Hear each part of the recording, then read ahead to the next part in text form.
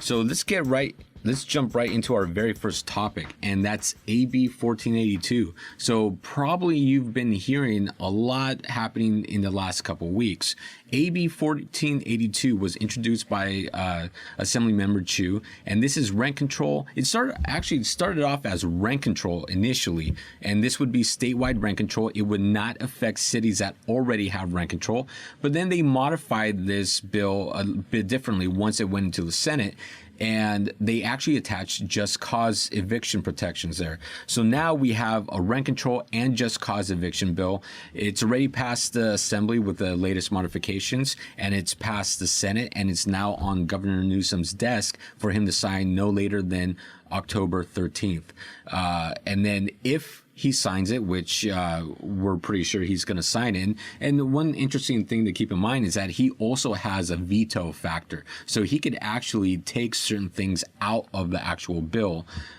So he doesn't have to actually sign the bill the way it was passed by the Senate and Assembly. Actually, it's a little sneaky the way that they put this one together. Yeah, they did. But it is what it is, and here we are looking at rent control and just cause statewide on January 1st. So what we wanted to do is kind of break down some of the key components of this law. Now, again, it could potentially change if he ends up pulling something out of that law, or I don't think he can add anything to it, but he can pull certain things out of it. Well, just a quick recap of what in prior episodes we talked about the statewide rent control that was coming, and originally a lot of the components that it had was a 7% rental increase plus CPI, which when you add 7% plus CPI, which is anywhere from 2% to 2.5%, you're at an average annual rental increase of between 8, 9, maybe almost 10%, 9.5%. And that was totally acceptable. Now, the way that it's written, in my opinion, it's 5 plus CPI, so it could be as high as 7% to 7.5%, maybe 8% at the max. But very rarely will it ever get up to 10%, unless the cost, the CPI suddenly just shoots through the roof, at which point everything else is shooting through the roof, the consumer price index. Yeah, so that's going to be the key component. It's the 5% plus CPI yearly rent increases that you can do. Now, they're going to allow you to do no more than 2 incremental increases per year.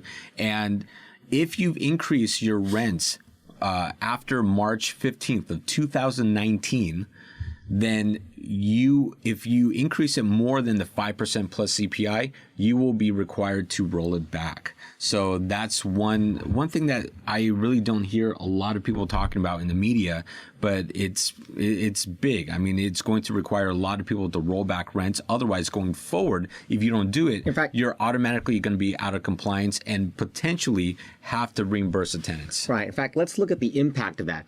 For people who went through their normal rental increase of what they were allowed to do back in March of 2019, or maybe purchased a property based upon rental increases that had just been done, and then therefore the value of that property is based on its net operating income, based on those rents that you had.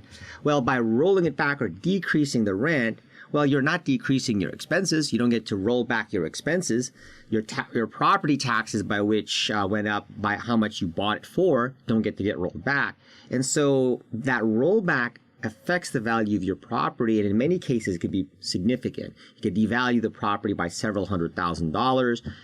It could bring your debt service coverage below what was acceptable to the lender at the time of making the loan, and essentially just reduces your cash flow. So it unduly penalizes people who were probably already sensitive to the fact that there was a rent gouging law in place at the time, and we're just going through no more than 10% rental increases. But if they increase the rent at 10%, then the chances are they're going to have to roll back that rent that was imposed back in 2019 or March of 2019, and then potentially devalue the property, reduce their cash flow, potentially put themselves into a minor bind. So if you're looking to do a rent increase now before the new law goes into effect, my recommendation is do 5%. That's safe bet, 5%, because after the law passes, once they release what CPI metric they're going to use, I mean, they're claiming the local CPI, but how hyper local they'll get. They haven't made clear,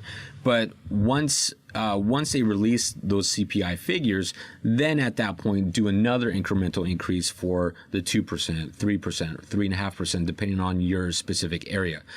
So that's going to be your main component of rent control. Rent control does not apply to single-family homes unless you own more than 10, and it exempts any properties that are 15 years or newer. And then just cause, one final thing before we go on to the next segment, but just cause applies to tenancies beyond 12 months. So one of the negative side effects that this bill is going to create is you will have a lot of landlords that will rent for only 12 months and literally give notices to tenants to leave prior to the end of the 12 months, depending on how the market is doing. Obviously, if the market's going up or if they don't want to risk a tenant potentially being an issue because of prior problems, you're going to see a lot of tenants getting close to that 12-month mark, and they're just going to get a notice to vacate, and there's nothing that can be done about that.